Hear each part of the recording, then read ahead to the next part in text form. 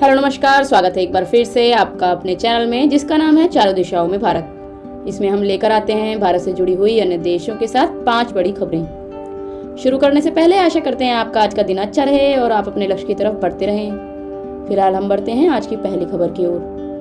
पहली खबर पाकिस्तान से। पाकिस्तानी मूल के व्यवसायी बोले, प्रधानमंत्री मोदी भारत ही नहीं पूरे दक्षिण एशिया के लिए बेहतर नेता।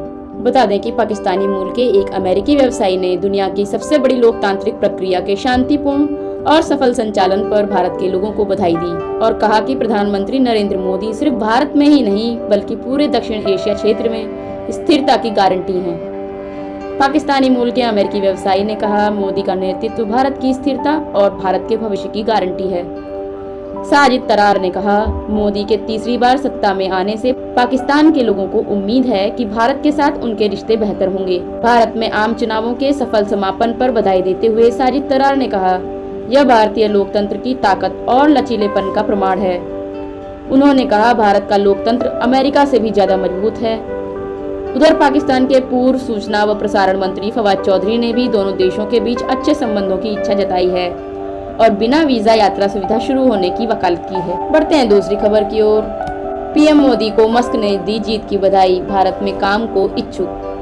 प्रधानमंत्री बोले, आपके आने से खुशी होगी। लोकसभा चुनाव में एनडीए गठबंधन की जीत और प्रधानमंत्री मोदी के तीसरी बार प्रधानमंत्री की खबर के बाद से अन्य देशों से बधाई का सिलसिला शुरू हो गया है। अब हाल ही में एलन मस्क ने प्रधानमंत्री मोदी को जीत की बधाई दी। साथ ही उन्होंने कहा कि वे भारत में अपनी कंपनी का काम करने के लिए काफी उत्सुक हैं। नरेंद्र मोदी 9 जून रविवार को यानी आज प्रधानमंत्री पद की शपथ लेंगे। वे लगातार तीसरी बार प्रधानमंत्री पद की शपथ लेने जा रहे हैं। वहीं उनके प्रधानमंत्री पद के दावेदार होने के बाद से ही अन्य देशों के नेता और प्रतिष्ठित व्यक्तियों की बधाई का सिलसिला शुरू हो गया है। अमेरिकी अरबपति एलन मस्क ने प्रधानमंत्री नरेंद्र मोदी को उनकी जीत पर बधाई दी। 52 वर्षीय मस्क ने शुक्रवार को एक्स पर पोस्ट में कहा, दुनिया के सबसे बड़े लोकतांत्रिक चुनावों में आपकी जीत के लिए नरेंद्र मोदी आपको बधाई। मैं भारत में अपनी कंपनियों द्वारा रोमांचक काम किए जाने के लिए उत्सुक हूँ।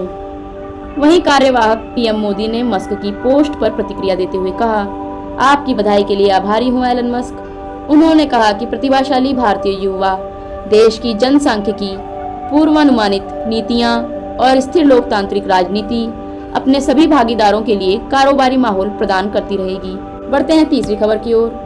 कश्मीर में मोदी सरकार के एक्शन से तड़फड़ा रहे चीन पाकिस्तान अब जारी किया ये संयुक्त बयान।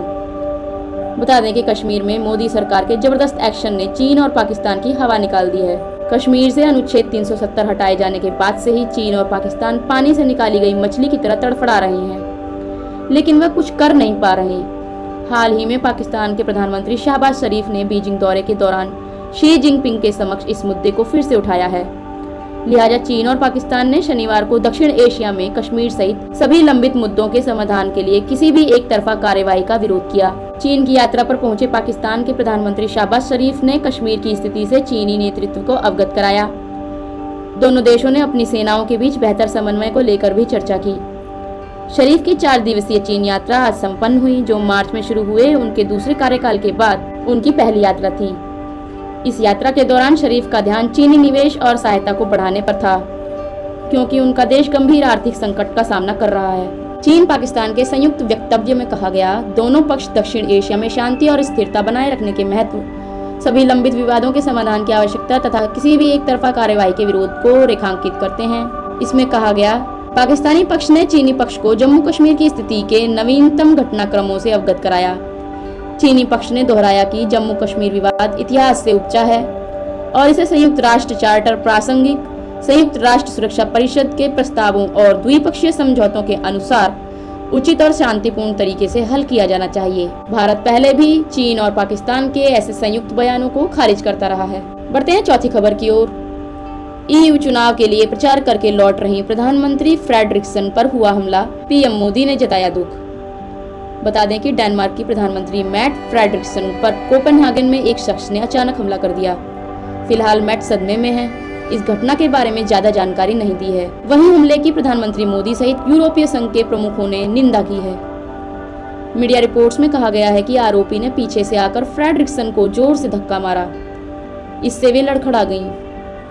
हालांकि कोपेनहेगन पुलिस ने हमलावर को गिरफ्तार कर लिया है और उससे पूछताछ की जा रही है। यह हमला यूरोपियन यूनियन EU चुनाव से ठीक पहले हुआ है। EU के चुनाव 9 जून को होने हैं। Denmark PM Frederiksen social democratics यूरोपीय संघ के प्रमुख उम्मीदवार क्रिस्टेल शाल्डेमोस के साथ प्रचार कर रही हैं। घटना के वक्त वे प्रचार से ही लौट रही थीं। डेनमार्क की प्रधानमंत्री पर हुए हमले को लेकर प्रधानमंत्री मोदी ने गहरा दुख व्यक्त किया है। उन्होंने सोशल मीडिया एक्स पर ट्वीट करते हुए लिखा, डेनमार्क की प्रधानमंत्री मेटे फ्रेडरिक्सन पर हमले की खबर से मैं बेहद चिंतित हूँ। हम हमले की निंदा करते हैं और अपने दोस्त के अच्छे स्वास्थ्य की कामना करता हूँ। एक मीडिया रिपोर्ट में प्रधानमंत्री कार्यालय के हवाले से लिखा कि फ्रेडरिक्सन इस हमले से सदमे में है। घटना के चश्मदीदों में एंड्रियन और एना रेवन ने बताया कि एक आदमी दूसरी तरफ से आया और PM मेट के कंधे पर जोर से धक्का मारा। धक्का बहुत जोर से लगा था, लेकिन वह गिरने से बच गयी। इसके बाद वह एक कैफे में बैठ गयी। बढ़ते हैं आज की 5वीं और आखिरी खबर की ओर। मोदी के शपथ ग्रहण समारोह में शामिल होने अब तक कौन कौन से विश्व नेता पहुंचे दिल्ली। प्रधानमंत्री पद के लिए नामित नरेंद्र मोदी के शपथ ग्रहण समारोह में शामिल होने के लिए विदेशी मेहमानों का शनिवार से ही दिल्ली पहुंचना जारी है। अब तक बांग्लादेश की प्रधानमंत्री शेख हसीना, सेशल्स के उपराष्ट्रपति अहमद आफिफ शनिवार को व मालदीव के राष्ट्रपति मोहम्मद मुइज़ू और मॉरिशस के प्रधानमंत्री प्रविंद कुमार जगन्नाथ रविवार सुबह नई दिल्ली पहुंच चुके हैं।